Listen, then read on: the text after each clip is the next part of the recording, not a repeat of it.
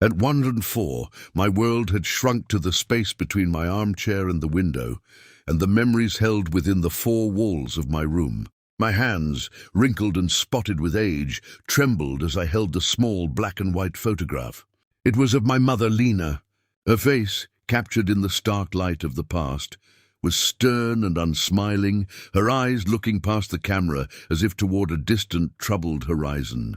For most of my life, this was the only mother I knew, a woman made of stone and shadow. My childhood was a tapestry woven with threads of her coldness. I see myself as a small girl in the dim light of our cramped 1930s apartment, watching her mend clothes late into the night. The needle would flash, her brow furrowed in concentration, but her face was always cast in shadow, a mask of indifference. Dinner was a silent affair. She would place a plate of simple food before me without a word, without a smile, before turning back to her endless tasks. I remember eating alone, the silence of the room amplifying the hollowness I felt inside. Once bursting with childish pride, I tried to show her a drawing I'd made of a bright yellow flower. She pushed my hand away gently but firmly, her voice flat. "Not now, Ilara," she'd said. "I'm busy."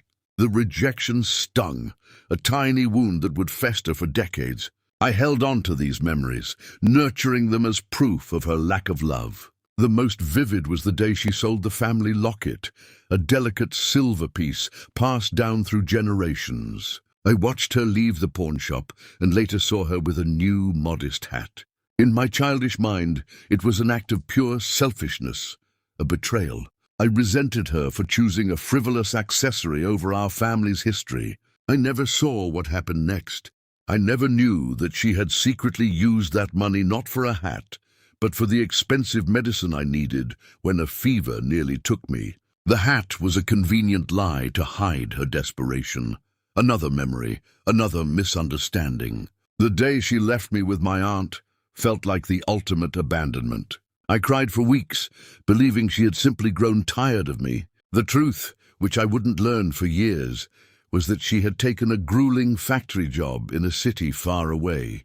Every penny she earned from those exhausting long hours was sent back home to keep a roof over my head and food on my plate. Her absence was not an escape. It was her greatest sacrifice, a desperate act of love disguised as departure. Now, sitting in my chair with the photograph in my hands, the dam of a lifetime's resentment finally broke. A single hot tear traced a path down my wrinkled cheek, a river of regret. I finally understood. The sternness was a shield against a harsh world that offered no kindness to a poor single mother. The distance wasn't a lack of affection, but the heavy price of survival. Her focus wasn't elsewhere. It was entirely on me, on securing a future for me that she could never have for herself. The pressures of poverty had chiseled her features into a mask of severity, but beneath it was a heartbreaking for the child she couldn't afford to hug.